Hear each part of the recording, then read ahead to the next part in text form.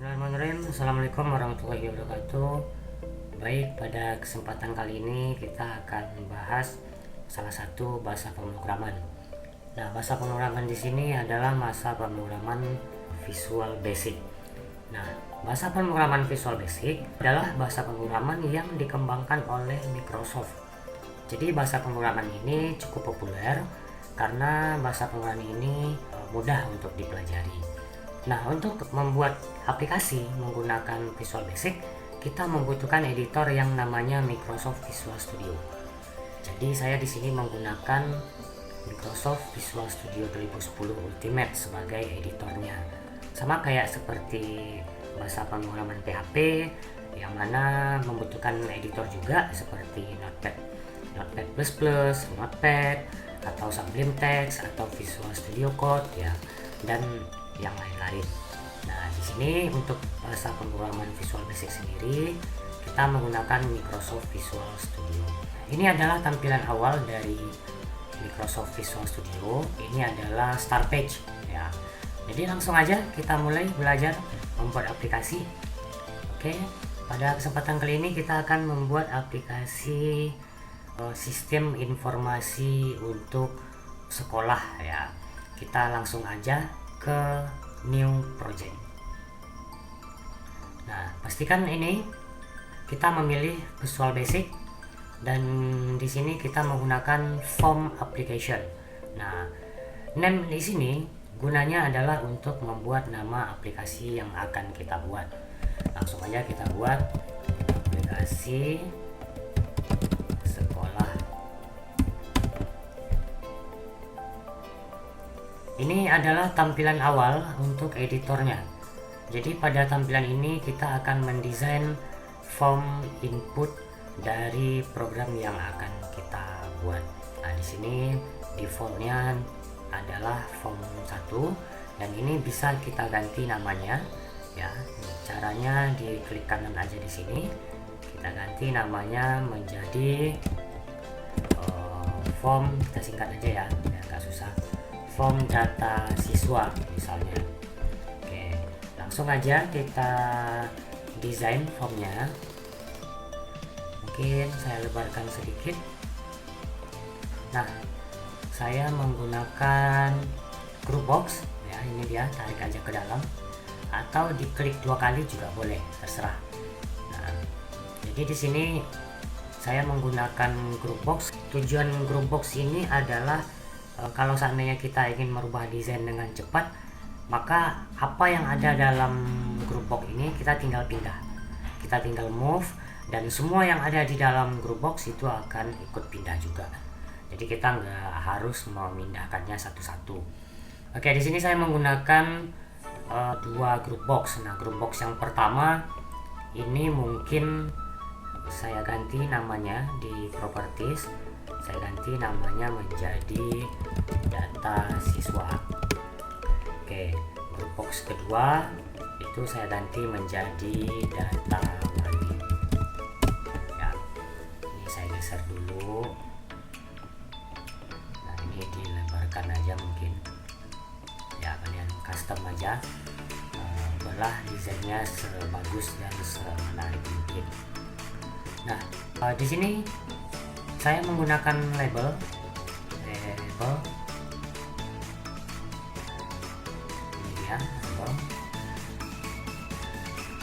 Nah, terus saya juga menggunakan text box untuk inputnya ini ya. Jadi kita sesuaikan ukurannya, sesuaikan. Label 1 kita ganti teksnya, properties teksnya menjadi NISN. Oke, NISN. Nah, jadi ini kita copy aja, kita blok, tekan Ctrl C, Ctrl V. Oke, saya taruh di bawahnya. Ini ganti menjadi nama, saya paste lagi.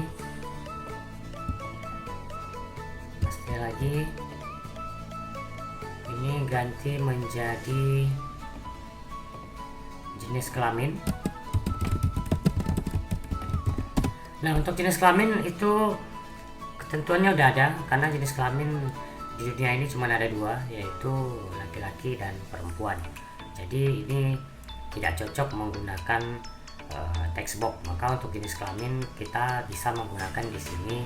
Yang pertama adalah checkbox ya, atau checklist box ya, atau di sini combo box. Nah di sini saya pakai combo box saja, boleh, karena jenis kelamin itu udah ketetapan, hanya ada laki-laki dan perempuan. Nah label ini kita tambah lagi, menjadi agama ya, agama. Terus agama kita juga pakai combo box ya, karena udah ada pilihannya. Oke, kita copy aja yang ini. Nah ini kita tambah lagi labelnya, saya sejajarkan supaya dia rapi.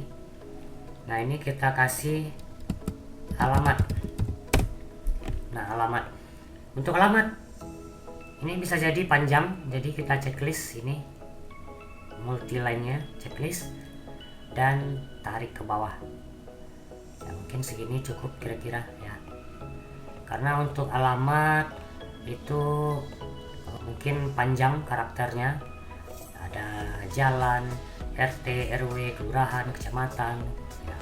Jadi kita lebarkan aja kolomnya, dan kolom yang lain juga disesuaikan supaya terlihat rapi.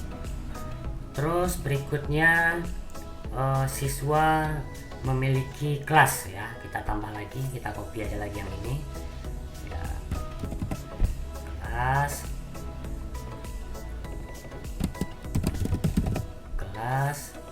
ini saya copy lagi, tapi ukurannya saya kecilkan lagi karena ini adalah ukuran alamat.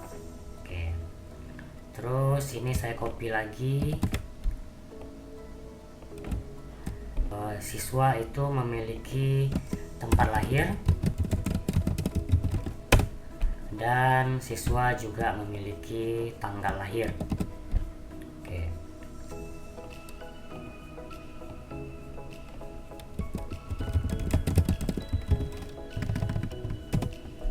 Nah untuk tanggal lahir di sini kita menggunakan date time picker ya. Oke, ini agak kepanjangan, kita samakan aja supaya dia terlihat rapi. Ini jaraknya kita samakan lagi dengan yang di atas supaya juga terlihat rapi. Oke. Oke, rapikan. Alamat juga rapikan, agama, jenis kelamin,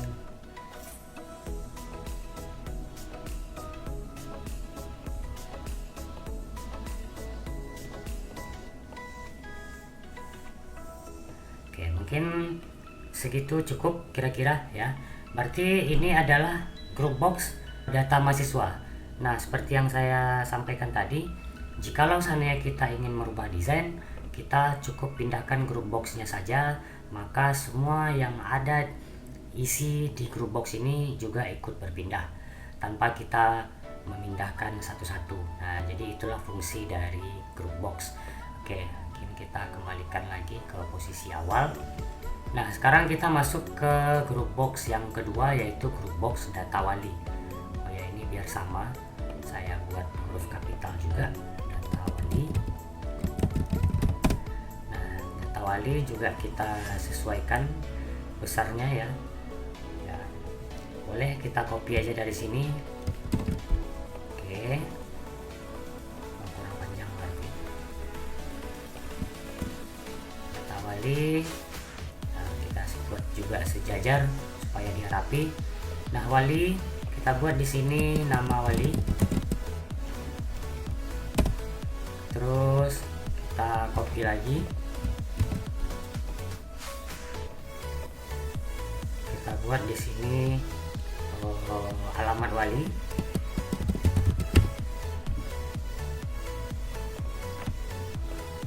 Ini kita juga checklist multi line karena dia. Nah, sekarang kita tambahkan satu group box lagi. Saya taruh di sini. Oke, saya samakan besarnya dengan yang di samping dan yang di atas. Group box 3 ini saya ganti namanya menjadi cari data. Cari data ini nanti kita akan pakai untuk mencari data yang mana data ini misalnya ada ribuan. Nah, di sini kita copy aja yang ini. Nah, untuk mencari data kita mencari berdasarkan NISN. NISN itu adalah kode unik dari siswa, yang mana NISN antara siswa satu dengan siswa yang lainnya itu berbeda-beda. Nah, kira-kira mungkin segini cukup ya, mungkin teman-teman bisa sesuaikan. Oke, terus kita tambahkan komponen yang nama komponennya adalah data grid. Kita bisa ambil di toolbox, di menu data ya, kita ambil data grid, tarik ke sini ya, kita sesuaikan aja ukuran data gridnya supaya terlihat rapi. Oke, jadi pada form input ini itu semua data yang diinputkan akan muncul di data grid. Jadi data grid ini adalah fungsinya untuk memunculkan data, dan bisa juga data grid ini kita gunakan untuk memanggil data nantinya. Nah, terus di sini kita juga tambahkan tombol. Kita balik lagi ke atas, kita ambil di sini button. Saya copy aja ini, Ctrl C, Ctrl V, taruh di sini, Ctrl V lagi, taruh di sini, Ctrl V lagi. Oke, saya tambahkan 5 button. Mungkin saya geser sedikit ke kanan ya, supaya agak terlihat sama rata aja. Oke. Nah, button 1 kita ganti properties teksnya menjadi simpan. Button 2 kita ganti menjadi edit. Button 3 kita ganti menjadi hapus. Button 4 ganti jadi batal mungkin ya. Jadi kalau misalnya kita sudah menginput semua data ini ternyata nggak jadi ya, kita klik batal, maka semuanya akan bersih lagi ya. Tombol kelima kita ganti menjadi keluar. Oke, jadi setelah kita tambahkan button, kita cek lagi presisinya apakah udah sama ya. Ini masih agak lebar, saya geser dikit supaya terlihat agak rapi aja ya. Oke, terakhir ini nama formnya masih form 1. Kita ganti properties teksnya, kita klik formnya satu kali, terus ini muncul form 1, kita ganti menjadi form data siswa. Oke, udah berganti nama formnya ya. Mungkin sampai di sini desain kita udah selesai untuk satu form. Kita akan lanjut lagi di video berikutnya. Sebelum kita lanjut, jangan lupa teman-teman simpan project kita ini. Caranya ambil file, terus ambil save all. Nah, di sini kita tentukan folder mana yang akan kita pakai. Di sini saya pakai folder simpan di pemrograman visual, terus aplikasi sekolah. Nah, select folder dan save. Nah, project kita sudah tersimpan dan kita jumpa lagi pada video berikutnya. Assalamualaikum warahmatullahi wabarakatuh.